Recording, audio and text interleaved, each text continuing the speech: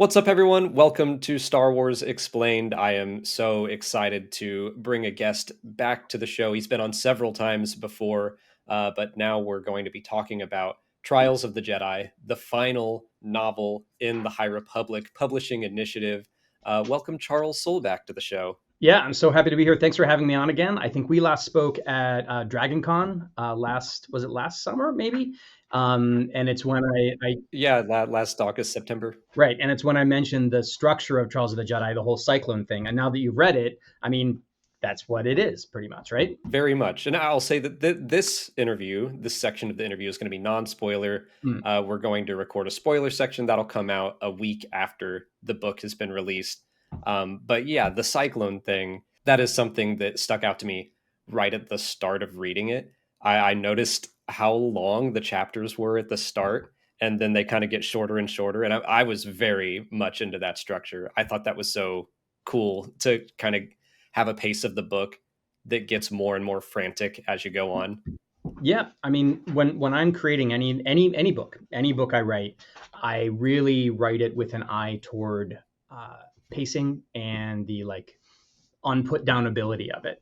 And I knew that I was going into Trials of the Jedi with a lot on my kind of like a lot of what's what I'm looking for, like momentum on my side already, because all of the other projects that had happened before. A lot of people would come into this reading this book, knowing the characters, knowing the stakes, knowing the basic structure of the conflict. And so I had, while I really did need to recap those things, and I as you know, you've read it, like the beginning of the book is designed in some ways to get people back up to speed, whether they've read everything or not. Once all the pieces were in play, it was about, okay, let's start making it go faster and faster and faster and more intense, to quote George Lucas, so that by the end you're just breathless and you cannot wait to see what's going to happen. And then when you feel like the book is maybe taking a little bit of a lull around the 2/3 mark, then there's a whole big like ratchet up, and you're like, whoa, this is not, we're nowhere near done. Like the stakes are just as high as they ever were. So I was thinking about pacing on this book from literally the outline stage, like how I wanted it to feel as much as what actually happened. I love the unput down ability that you mentioned. That's all of your books have felt that way, not just your Star Wars books, but like I've read. I remember anyone blowing through that, but Light of the Jedi. I remember when that came out, and I was like, it came out to us kind of late, and I Mm-hmm. was like, I'm gonna start it. I can't wait Mm-hmm. until the morning. I'm gonna start it, and then I read like the whole first part, which was like 30% of the book in a Yeah. night. Yeah. Same thing with Trials. Like I was just blowing through it, and Molly is also reading it right now. She's in the next room. I told her to put headphones on to to not get any Yeah. details, but it's very hard to put down. Now that Trials of the Jedi is on the horizon, it's going to be about a week out when this comes out. What's been the more daunting experience, introducing the High Republic or bringing it to a conclusion? Well, daunting is an interesting word, and it sort of sounds like challenging, but that's not actually the way I would divide it, right? Because I think Light of the Jedi was more daunting, but Trials of the Jedi was more challenging for different reasons. Light of the Jedi was daunting because it was the first project of the entire High Republic, and it was considered, within and without the initiative, probably the most important one, because it was the way most people were going to encounter the High Republic and decide if they wanted to continue on the journey of the many many many stories and all the different formats that were promised. And I've been working on this with four writer friends and Mike Siglane and everyone at Lucasfilm for years. And the idea that that weight was on my shoulders with my book, and the faith that had been put in me to kind of bring it to the audience, uh, was a lot of pressure. I remember thinking, if I don't get it right, then this is all going to kind of fizzle out in a way that is going to make us all really sad. But if I can hit a home run with it and then off we go, it's just a very different game. And so the pressure of that was extremely daunting. In terms of the challenge of Trials of the Jedi, Trials of the Jedi was very difficult because it had to service like 50 million different plot lines and characters that had been established by not necessarily even me, a lot of them. Like other writers had written storylines, like, as you know, Trials of the Jedi addresses a lot of plot points in, say, like Tears of the Nameless, which is a great book by George Mann. And so trying to figure out a way for one book to both satisfyingly end all these other stories while also being self-contained, a book that you could kind of pick up and read on its own, and something that felt like the ending of the initiative. Uh, it was it was like high level of difficulty, right? Like the, if it's a like an Olympic diving analogy, it's like a 10.0, like flips and spins and everything. It was as hard as it gets.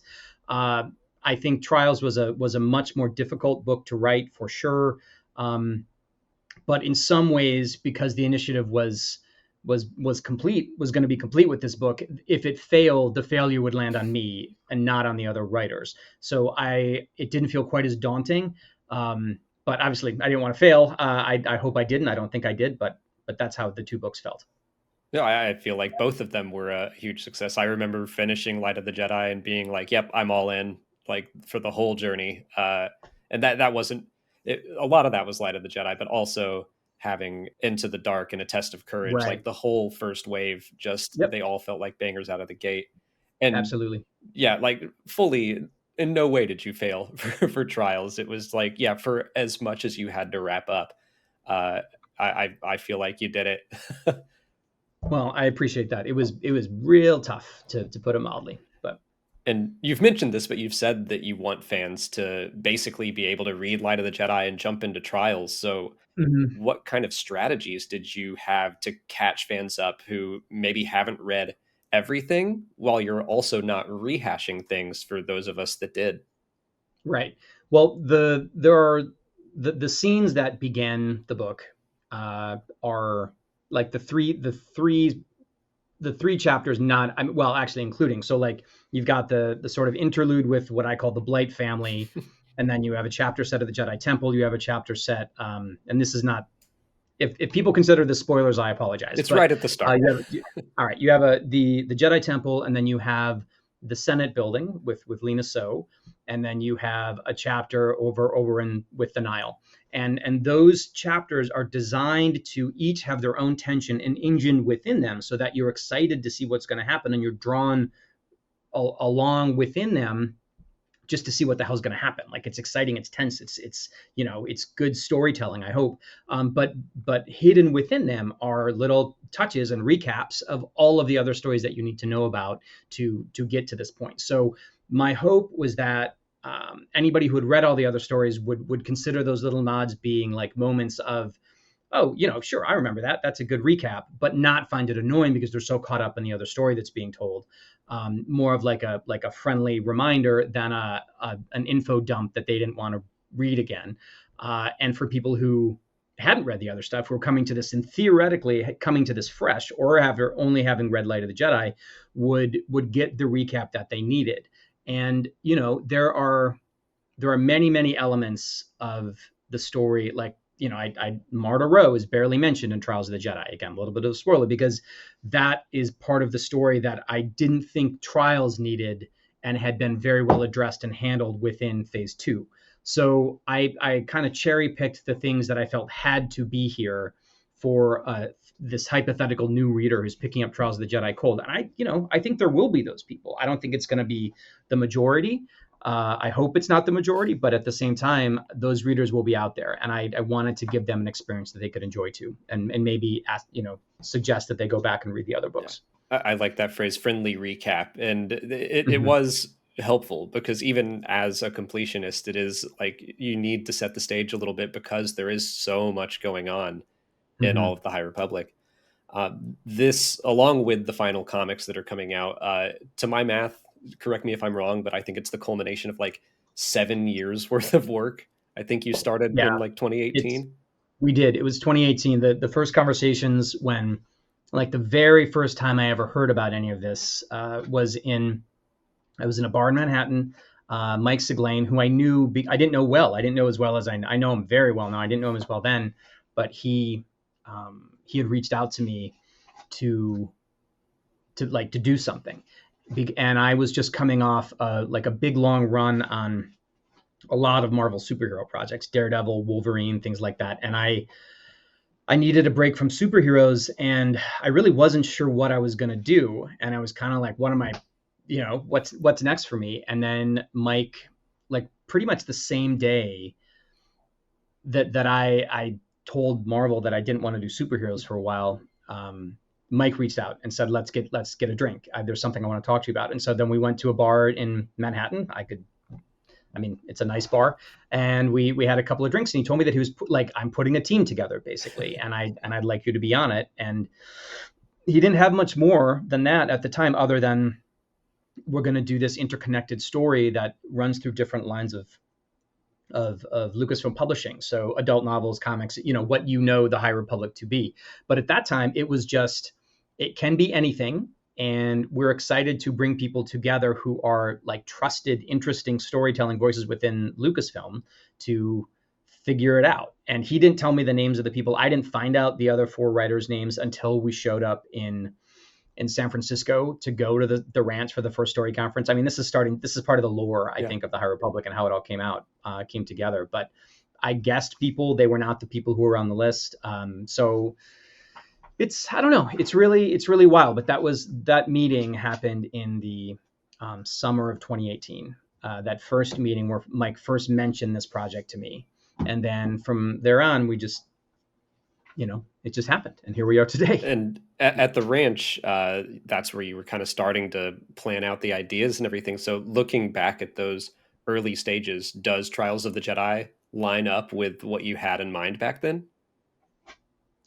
That's a good question. I mean, certainly, the infamous whiteboard, that photograph of the whiteboard that had so many different goals that we all had for the High Republic, which was, I think, the thematic goals of the High Republic that were listed on that whiteboard are absolutely espoused within Trials of the Jedi and all of the projects, right? Like the diversity of viewpoints, the action, the thrills, the found family, so many of the things that we all cared about are in all of the High Republic stories, which is amazing. There aren't as many dinosaurs as people maybe were expecting to show up. But I think we set out to do something. It's like when you don't realize how difficult something is going to be, or how much work it's going to take, or how much effort it's going to be. Like, now looking back on it, like, holy shit, I can't believe that we did it. I can't believe that this exists and that it exists in so short a time. And I think that there are readers out there who think, wow, there's a lot of material and not that much time and a lot to get through. And I would imagine, you've read it all. So I think you, like anybody, understand the mountain that has to be climbed just to consume the material, much less create the material. So I don't know. I think it is what we thought we were going to do. I don't think any of us had any idea where it was going to take us and the places that it would go in the larger world, the way people would react to it, the way it would be received. It exceeded our hopes. And what a wonderful, you don't get to do stuff like this very often. Yeah. It's amazing. It's a great point that just going to Star Wars Celebration, I fell a little bit behind on my books and having to catch back up. I did have this big sigh of relief when I did. And that's just reading them. That's not, you were doing all that, but creating them. Yeah. Yeah, and I had to read them too. I didn't, to make Trials, I was reading and rereading in many cases, because you want to, there was a point, there's a key lightsaber moment that I wanted to make sure I could do. And I was pretty sure that I could do it, but I had to find the moment in the earlier projects where the lightsaber I was thinking about was what happened to it, basically, to make sure it would work. And so, you're like, well, I know I read about it, and you can, I can talk to Mike, I can talk to Story Group, I can talk to the writers, and we all kind of had thoughts about where the lightsaber, what happened with it. And so, but ultimately you just have to dig in and do the research and find it yourself, which is fun because you get to revisit the projects, but there's a lot. And even with the reference guides, even with things like Reddit, even with all of the work people have done, it's still a huge amount of material, thousands and thousands of pages, and a lot of details. You mentioned the infamous whiteboard, and I looked back at it and the notepads that came out, looking through all of the wishes for the High Republic. I really smiled when I saw the words "complicated monsters" written up there. So just what was the most fun part about writing the Nameless, especially in this final book where we get to see a little more of that complication. I don't know. I don't like anything that's one note, really. I mean, I think anything in real life is complicated, from like, everything from like a mosquito to a, a person who's lived a complicated life. Like, everything is more complex than you think it is. Everything's motivations, everything's role within the larger interconnected tapestry of just existence is more complicated than any of us can really comprehend, which is one of the themes of the book too, right? Like, we're all part of this big gigantic tapestry. So writing the Nameless as more than just the way that the Jedi first perceived them, and the way that the Nile first perceived them, and the way that the galaxy sort of grew to see them as these, monsters, and kind of giving, you don't want to like over explain necessarily, right? You don't want to demythologize them in a way. You don't want to make them less frightening. And I think Trials and sort of all the rap projects do a good job of saying, well, they're absolutely terrifying. Like, they will rip your face off, no question. But there's more to them in a way that I just think, when people step away from the High Republic and can think about what we did and the choices we made and why we made them, I think the Nameless will be something that really, really sticks out. And honestly, if you're talking about complicated monsters, that's Markian Ro, right? He's an extremely complicated monster, and his motivations. He's. I mean, I've done enough interviews about Star Wars stuff to say that most people who happen to follow the things I say in interviews would know that Emperor Palpatine is one of my favorite characters, and I think Markian Ro is in line with that type of character. Who he's somebody who he does awful things, and his motivations, which are laid pretty bare in this book, like, you kind of understand why he's doing what he's doing, and it's alien and horrifying, but it doesn't mean you can't understand it. Like, the things he says are the things he does, and the things he says are part of a philosophy or part of a code that makes sense to him. Mm-hmm. And this isn't a guy who thinks he's the hero of the story, because I think that's a trope that's a little bit, it's good advice when you're writing a villain. Like, a villain doesn't know that they're a villain. Like, Markian I think he's very clear on what he is, but he doesn't care. Like, nothing else matters to him except himself, which I think in some ways is even scarier than a villain who thinks he's the hero. It's kind of the ultimate expression of nihilism. So that fit very well. Yep. Uh-huh. I would also put Alen Re in that complicated monster category. He killed thousands of people in your comic Shadows of Starlight, but I cannot help but love him.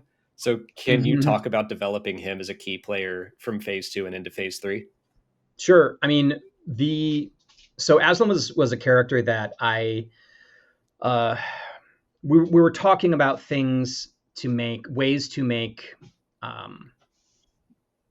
make phase 3 compelling in terms of the villains, because by the end of phase 1 we had like burned through most of the villain characters that we had. Like, Lorna D was on this arc that Cavan was taking her on to be sort of redemptive. We had lost most of the Tempest Runners that were around in the first act. A lot of the sort of Nile leadership had been killed, and so it became who will be the people who will step up to be those new antagonist figures, the people that you're interested in, you're intrigued in. And I remember when we were planning phase 2, it seemed to me that it would, we were talking in general about the idea of having characters that could be introduced in phase 2 that would then appear in phase 3. And I thought it would be very interesting to have a Jedi who was like a hero, kind of, like sort of like a rank and file Jedi who had this experience with the Nameless and then turned to the dark side. And because we didn't have any, obviously, as everyone knows, the Sith do not appear in certainly everything that's been published so far. The Sith don't show up in the High Republic era. And so having a Jedi who would embrace the dark side would allow us to do a lot of things that the character list that we had up to that point didn't. But the thing that's interesting about Aslan is that his view is nuanced, and he thinks that he has embraced the dark side because it's the only way to save his fellow Jedi from the terror of the Nameless. Like he went through this horrifying experience that he wants to save the rest of the Order from, and he burned himself to the ground by embracing the dark side in order to save everybody else. That is a motivation that we have not really seen, at least not that I can remember, in Star Wars storytelling, for someone turning to the dark side, and it makes him really interesting. And Trials of the Jedi explores that in great depth, I think, and makes him one of the most fascinating characters that I got to write in this book. I didn't get to do very much with Aslan other than introduce his modern incarnation in Shadows of Starlight, that comic, and then write him here. But he's threaded all throughout Phase 3. People probably know him decently well by now, and I think they'll be hopefully pretty jazzed by the things he does in Trials of the Jedi. I was very jazzed. Yeah, he's just one of my favorite Phase 3 characters. He's a joy to read about. Like a rough dude, but fun to watch. Yeah. Aslan is also part of the Luminous Nine, so that's the group of Jedi gearing up for the mission to save the galaxy in Trials of the Jedi. Mm-hmm. How did all of you go about picking which Jedi would be part of the Nine? Because you had such a massive cast to choose from. You had so many options. It was complicated. I mean, the idea that there would be a Luminous Nine was part of the High Republic from very, very, very early on. So that came out in, I think as early as the second time we were at the ranch, and when we had really chosen our basic, like our era and things like that. And the idea that a group of Jedi would be elevated sort of like the heroes of each of the different lines. Right. So the hero of adult, hero of young adult, hero of comics, those Jedi would come together in a big, like Avengers Endgame style thing at the end to have a big battle.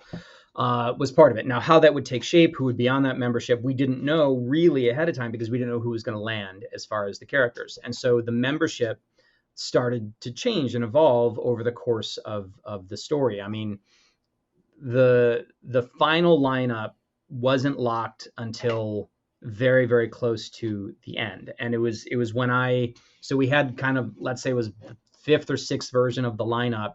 And then I was going to start sitting down and writing Trials. And I really was like, okay, I really want to think about the dynamics I need, because when you have 9 characters who are all heroes of their own storylines, it becomes the same. They're all the same character in their own way.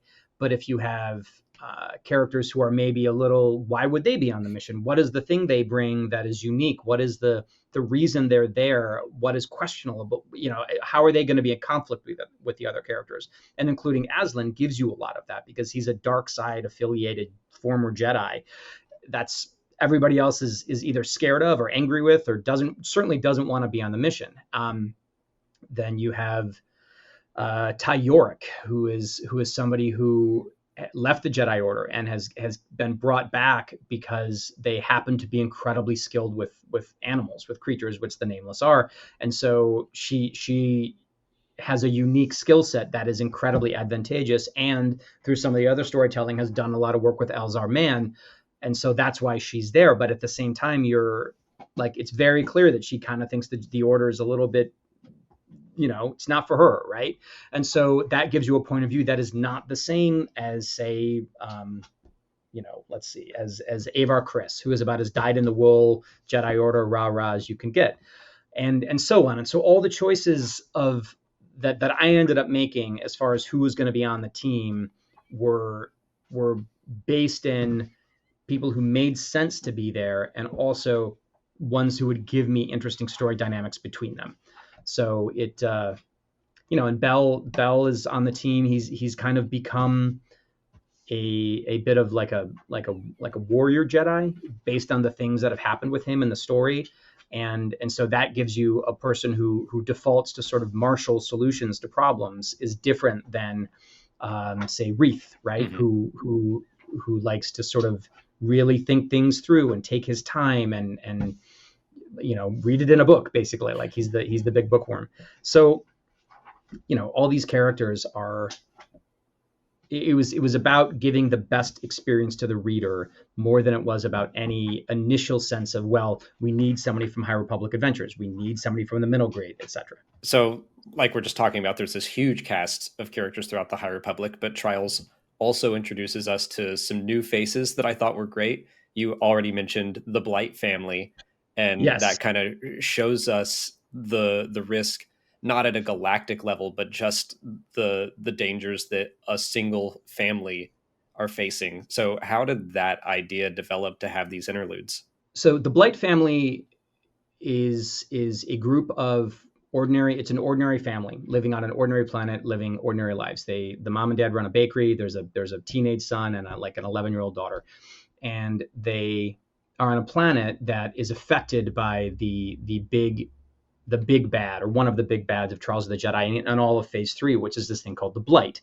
which is this horrifying, like, kind of rot that infects living things and even unliving things, stones and water, and it turns it into this completely dead ashen substance that is devoid of the Force. And when it touches a planet or touches a person, or any living thing, it just goes. It can't be stopped. And a lot of what the Jedi have been doing in Phase 3 is trying to understand what it is, where it comes from, and trying to find any way they possibly can to stop it. So it's very cosmic and sort of kind of abstract in a way. Like the Jedi figure out that it's somehow moving through the Force, it's somehow connected to the Force, but the Force, at the best of times, is a little vague and confusing, right? Like it's a topic that is very philosophical as opposed to concrete. And so, because the menace of it was a little bit not diffuse exactly, because we've seen it affect people and things like that over the storytelling leading up to Trials of the Jedi, but I really wanted to make the stakes of what was happening in the book extremely clear for the reader. And so, by placing an ordinary family, which many of the readers, if not all of the readers of Trials of the Jedi, will have at least heard of families like this, even if their family or their background doesn't necessarily have that same isn't the same, they'll understand the structure that we're playing with. And ordinary people put into a terrible disaster situation, and they are literally there's no, like, the heroes aren't coming to save them. They just have to try to find their way through it, as literally as best as they can. And because of the High Republic's reputation, particularly my own reputation, for introducing characters who are fully fleshed out and resonant and have very full interior lives that you connect with and you understand, and then immediately killing them just the minute you get to love them. I thought doing that at the start of Trials of the Jedi would be almost a way to counter program against um, that tendency that people had started to connect with um, in the other storytelling. And so that's not to say that bad things don't happen to this family, because they absolutely do happen to this family, and it's because it's real jeopardy and you have to feel the real jeopardy. But I was, in a way, I was playing against people's expectations, but also really trying to underscore that there are real people in the Star Wars galaxy who are deeply affected by the things that the big cool space wizards with lightsabers and the people who own the entire republic, and like those people are like fighting the fight, but everybody's fighting the fight, because that's part of the message of the book. And I think the High Republic in general is that we're all fighting the same fight. We are all the Republic, right? It's all of us. It's not just one of us or 9 of us. That's so funny you say that you were kind of going back to how Light of the Jedi started, and like exactly that. I remember thinking like, oh, he's doing it again, and just like Mm-hmm. filling with a sense of dread reading those interludes. Well, Yeah. Well, I wouldn't have done it the same way again, because I'd like to think I'm just a better storyteller than that, right? Like, you play against expectations, because the tension of what people remember would be enough to add that drama to those sequences without, like, making it the same. or, yeah, I mean, it was a thing where I wasn't thinking like, oh, he's just doing this again. I was more like, no, no, no, like I like this family. Yeah. Yeah. So yeah, Yeah. They're great. that was great. So Trials of the Jedi comes out next week. Looking back over the past 4 years of just this massive story, what moment jumps out in your head as like the most surreal when you started to realize how big and special this project would be? It's hard to beat the first celebration in 2022, because we had, and this is I would imagine that every author you speak to is going to say exactly the same thing, because we didn't know. We knew what we'd done. We knew that we all had a bunch of bestsellers and this and that and so on and so forth. But at Star Wars Celebration, there was the Twin Suns, but like there's the huge arena stage which is where they like, have Harrison Ford introduce the trailer to Star Wars Episode 10 or whatever The the crazy celebration thing is. stage, yeah. There you go. And then the second one is the Galaxy stage, I think. And that is a room that holds like 4,000 to 5,000 people typically at these conventions. And our High Republic panel, it wasn't a Lucasfilm Publishing panel. It wasn't like a Star Wars anything else panel. It was only High Republic was booked for the Galaxy stage room. And we had no idea what to expect. For all we knew, we were going to walk out on the stage and there were going to be 150 people. We didn't know, and we did. And when we walked out on the stage, it was to like thunderous applause and a standing room only room.